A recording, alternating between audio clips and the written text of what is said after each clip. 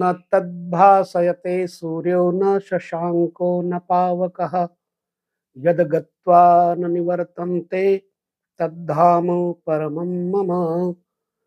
भगवान श्री कृष्ण का कथन है श्रीमद् भगवद गीता में कि मेरे उस धाम को न सूर्य, न चंद्रमा, न अग्नि प्रकाशित कर सकते हैं। ऐसे धाम में जो एक बार चला जाता है वो पुनः वापस नहीं आता। यद गत्वा ना निवर्तन्ते तद धाम परमम मम। ज्योतिष के इस वीडियो में आप सभी लोगों को नमस्कार, जय श्री कृष्ण, प्रणाम। अब आप सोचते होंगे कि हम प्रणाम क्यों करते हैं, क्योंकि आप सभी में आत्मा ही व्यापक है, भगवान श्री कृष्ण ही व्यापक है। ऐसे में हम आपके साथ ज्योतिष के कुछ तथ्यों के उन विषयों को खोलने का प्रयास करते हैं, गिलहरी प्रयास, जो मुझे लगता है 35 वर्षों तक करने के बाद भी अभी कुछ नहीं जानता हूं।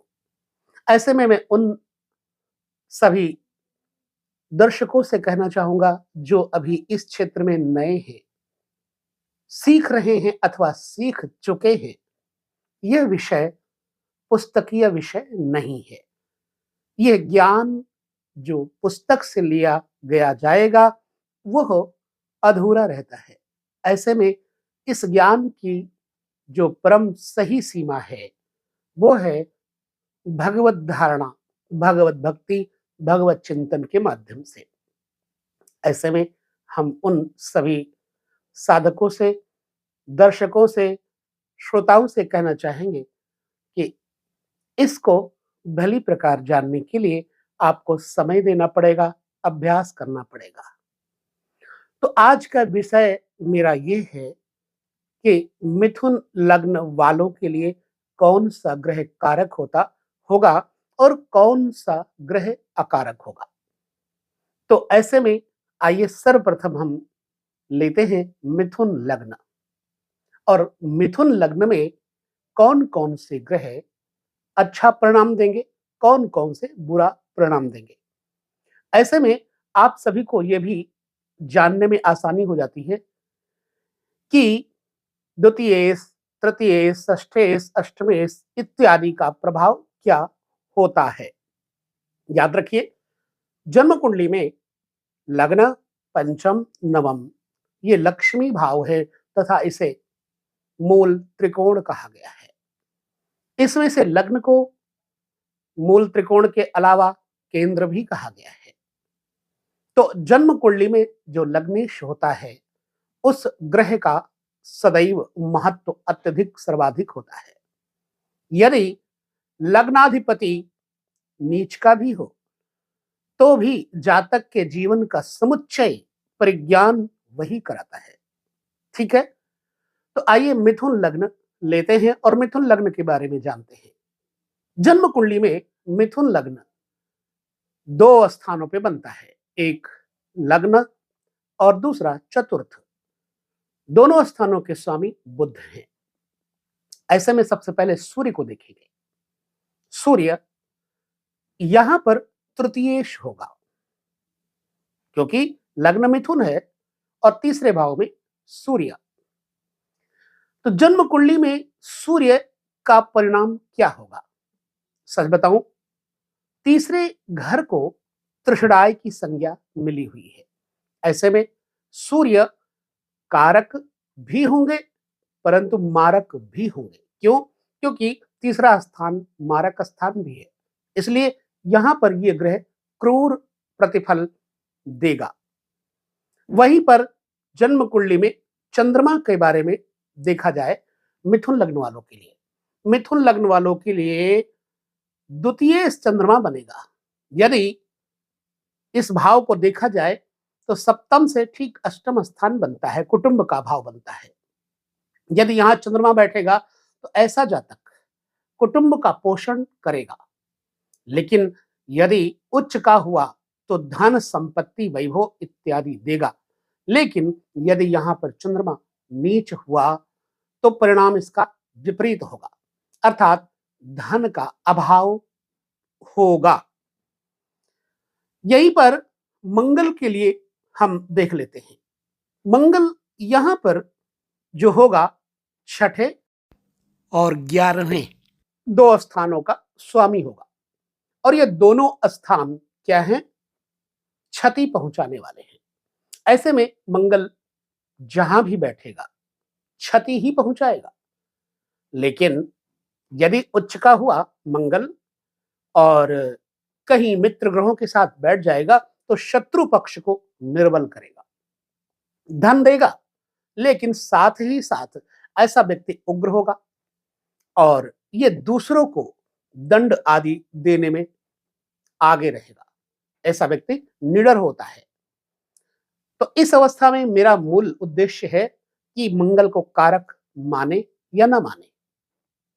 बिल्कुल नहीं मानेंगे, कारक तो बिल्कुल नहीं मानेंगे, क्योंकि मंगल क्षति कारक दोनों स्थानों के स्वामी हो जाएंगे। ऐसे में मिथुन लग्न वालों को मंगल का कोई भी रत्न धारण नहीं करना चाहिए। अब यहां पर हम बुध को ले लेते हैं। बुध दो स्थानों का कारक है, लग्न का, चतुर्थ भाव का। लग्न के अनुसार मूल त्रिकोण का भी स्वामी बुध है। यदि चतुर्थेश के हिसाब से लेंगे तो चतुर्थेश, चूंकि जो लग्नेश होता है उसको केंद्राधिपत्य दोष नहीं लगता। ऐसे में यदि बुध बहुत अच्छा हुआ, उच्च का हुआ, तो ऐसे जातक को धन संपत्ति, वैभव, मकान इत्यादि देगा और परम बुद्धिमान बनाएगा। यदि बुध निर्बल हुआ तो जातक ज्यादातर मौन रहेगा और अपने गृहस्थ जीवन में थोड़ा अशांति प्राप्त करेगा। इन लोगों को बुध रत्न पन्ना धारण करने में कोई हानि नहीं होगी, अपितु लाभ होगा। देवगुरु बृहस्पति के बारे में अगर हम देखें तो देवगुरु बृहस्पति मिथुन लग्न वालों के लिए सप्तमेश और दशमेश बनेंगे। ऐसे में यदि बृहस्पति केंद्राधिपत्य दोष को लेकर कहीं बैठेंगे और नीच के होंगे तो उस जगह की हानि करेंगे। अतः जो मिथुन लग्न वाले हैं इनको पुखराज धारण करने का कोई प्रतिफल प्राप्त नहीं होगा। और वहीं पर शुक्र को हम ले लेते हैं मिथुन लग्न में, चूंकि द्वादशेश और दूसरी राशि इसकी बनती है पंचमेश, पंचम भाव का स्वामी और द्वादश भाव का स्वामी हो गया। जो द्वादश भाव का स्वामी है वह तो नुकसान करेगा, परंतु पंचम स्थान क्या है? पंचम स्थान मिथुन लग्न के लिए मूल त्रिकोण है। ऐसे में जो मूल त्रिकोण की राशि यानी तुला है, वहां के फल को देने में शुक्र बढ़िया जीवन को बनाएगा, सुख इत्यादि देगा, पुत्र, संपत्ति, वैभव, विलासिता, सुख इत्यादि देगा। ऐसे में जातक को हीरा रत्न, शुक्र के उपरत्न, फायरुपल, जरकन इत्यादि पहनने से लाभ प्राप्त होगा।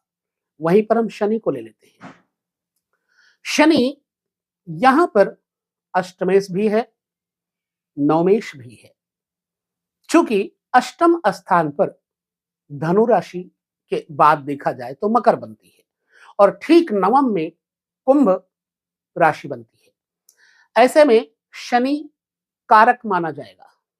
क्यों? क्योंकि जो मूल त्रिकोण में राशि पड़ रही है कुंभ, उसका प्रतिफल शनि अच्छा प्रदान करेगा। अतः ऐसे में मिथुन लग्न वालों के लिए शनि कारक होगा, हानिकारक नहीं होगा। तो कहने का अभिप्राय है जो मिथुन लग्न वाले हैं इनको बुध रत्न एवं शुक्र रत्न एवं शनि रत्न इत्यादि धारण करना चाहिए, क्योंकि यही ग्रह इनके कारक हैं। मेरे वीडियो देने का तात्पर्य यही है कि आपको यह कारक और मारक अकारक का पता लग जाए। यही ज्ञान कराने के लिए मैंने आपको ये वीडियो दिया। तो मिथुन लग्न वालों के लिए आप समझ गए होंगे कि कौन कारक है, कौन अकारक है। पुनः हम अगले लग्न के ऊपर चर्चा करेंगे अगले वीडियो में। कर्क लग्न के लिए कौन-सा कारक होगा ग्रह, कौन-सा मारक होगा, कौन से रत्न धारण करना चाहिए, कौन से रत्न नहीं धारण करना चाहिए।